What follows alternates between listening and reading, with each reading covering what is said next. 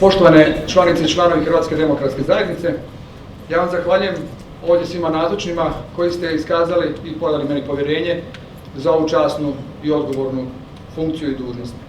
Isto tako, zahvaljujem se i onima koji definitivno nisu zadovoljni sa ovim izborom, ali se nadam da ću promijeniti njihovo mišljenje u vremenskom periodu koji je pred nama. Ja vjerujem da će na način na koji ću voditi ovu stranačku organizaciju ojačati samu gradsku organizaciju i na taj način postići ono dugo željeno jedinstvo kojemu se svi nadamo. Prije nego što krenem dalje s ovim svojim govorom, nećete mi zamjeriti, ali ću malo utnijeti nekakve neformalnosti u ovo svoje izlaganje.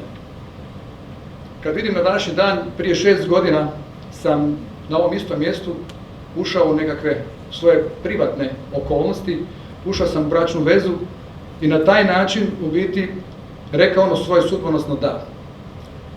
Neki od vas me poznaju, neki ne poznaju. Ali ja se nadam, s obzirom da ovo moje službeno da vama, isto tako znači da će u vremenskom periodu koji je pred nama biti dosta toga povjerenja, dosta rada, dosta davanja jednih drugima, kao što je to u ovom političkom braku između vas i mene kao predsjednika stranačke organizacije. Ja se nadam da ćemo tim zajedničkim radom, tim na kraju krajeva ulaganje u sutrašnjicu izroditi neki kvalitetni plod i neko kvalitetno rješenje. Ne zamjerite mi na ome, ali moram priznati da sam htio donekle neformalnosti unijeti, jer prije 6 godina se dogodila jedna situacija, evo danas nekakva druga politička aktivnost koja mene opečačuje.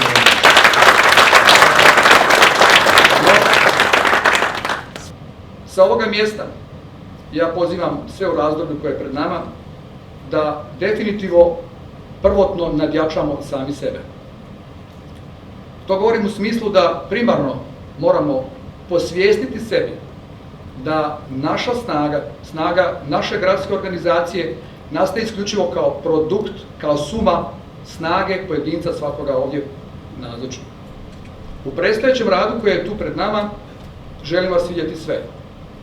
Kad kažem sve, znači to onda ozbiljno mislim, one koje žele raditi, one koji se žele dati stranci, gradu, a tu na kraju krajeva i ovome narodu i ovoj domovini.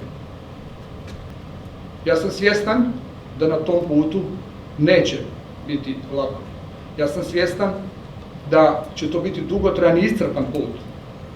Ali isto tako, dragi moji stranački prijatelji, uz ljude koje ste danas izabrali, uz ljude kojima ste danas dali povjerenje, ja sam siguran da je taj put jednostavniji, lakši, a usudim se reći i ostvariv. Zahvaljujem se i svima onima kojima su dosad obnašali stranačke dužnosti i uspješno vodili ovu našu organizaciju, te nama predali u ruke tu časnu i odgovornu dužnost. Isto tako, vjerujem da u vremenskom periodu koje slijedi ćemo i mi koji preuzimamo s današnjim danom ovu vodstvo ove organizacije Hrvatske demokratske zajednice jednoga dana iskadrovirati i dobro odgojiti ljude koji će isto preuzeti tu palicu daljnjeg vođa. To vam s ovoga mjesta isto tako i obećavam. U iščekivanju smo izbora koji su pred nama. Dragi moji stranački prijatelji, dragi moji, usudim se reći, istomišljenici u svjetonazoru, ja vas pozivam da budete vrijedni, marljivi, radni, pametni, mudri u svemu tome. Mi definitivno moramo primarno pridobiti svoje članstvo, moramo pridobiti biračko tijelo, moramo se unaroditi, moramo postati prepoznatljivi i njima i drugima koji to nisu. To je jedini način da preuzmemo vlast i da ti isti ljudi nagrade taj naš trud. Krajnje je vrijeme da preuzmemo vlast na nacionalnoj razini, kako bismo za razliku od sadašnje vlasti mi časno služili svom hrvatskom narodu. Naš cilj vodstva kojeg ste danas izabrali, bit će raditi na ujedinjenju i cjelovitosti same stranke, na jačanju cijele organizacije koju vodimo. Na novome tome vodstvu je definitivno zadaća da pozicionira Hrvatsku demokratsku zajednicu u gradu na mjestu koje je definitivno ona uvijek i zaslužila. Ja osobno smatram da unatoč želji Hrvatska demokratska zajednica u dosadašnjem periodu nije imala mjesto koje zaslužuje kao velika i stožerna stranka u gradu Osijeku. Mi zapravo trebamo biti kao jedno tijelo. Mi moramo postići to isključivo radom na terenu, osluškivanjem volje ne samo birača, nego kao što i rekoh, svih članova stranke koji uporno rade na terenu.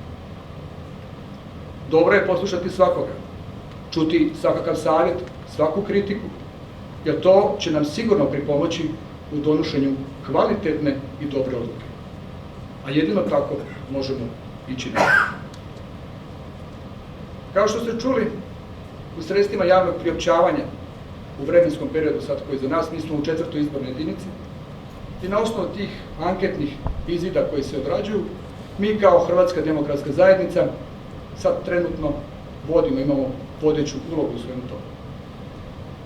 Dragi stranački prijatelji, političko vrijeme koje je pred nama ide nama u prilog. Ja sam siguran da ćemo mi to znati iskoristiti, ako ništa drugo to ćemo morati, to će nam biti zadaća koja je postavljena pred nas. Mi tu ljestvicu trebamo podignuti još više. Mi znamo, hoćemo i moramo, jer to je najmanje što možemo učiniti za ovaj grad. Na posljedku bih rekao jednu izreku, parafrazirao bih izreku pokojnog prvog predsjednika Republike Hrvatske, doktora Franje Tuđmana. Uzmimo svoju Hrvatsku jer ju mi jedini znamo i sačuvati. Hvala vam lijepo.